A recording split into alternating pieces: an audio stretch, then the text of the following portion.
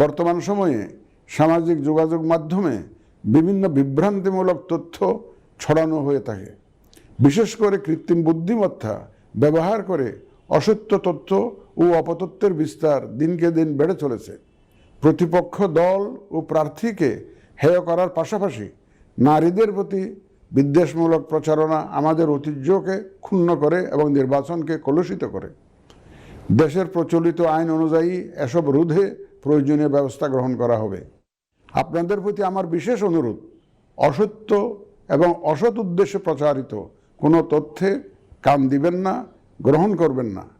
মনে রাখবেন, অসত্য তথ্য শেয়ার করাও শাস্তিযোগ্য অপরাধ। আমি এবার নির্বাচনে অংশগ্রহণে ইচ্ছুক প্রার্থী এবং দলসমূহের প্রতি দু একটি কথা বলতে চাই। আসুন আমরা আচরণবিধি মেনে একটি শান্তিপূর্ণ ও উৎসবমুখর নির্বাচন নিশ্চিত করি। শান্তিপূর্ণ সহাবস্থান এবং পারস্পরিক শ্রদ্ধা নিশ্চিত করে ভোটারদের বিশ্বাস ও আস্থা অর্জনই হোক আপনাদের লক্ষ্য।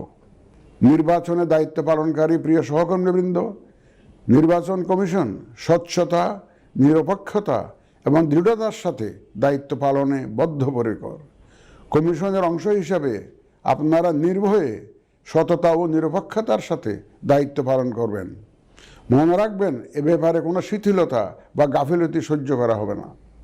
একটি সুন্দর ও গ্রহণযোগ্য নির্বাচন অনুষ্ঠানে সংবাদ মাধ্যম ও পর্যবেক্ষক সংস্থার সহকর্মীদের ভূমিকা অপরিসীম। আপনারা স্বাধীনভাবে সর্বোচ্চ পেশাদারিত্ব, নিরপেক্ষতা ও বস্তুনিষ্ঠতার সাথে আপনাদের দায়িত্ব পালন করবেন, এটিই আমাদের প্রত্যাশা।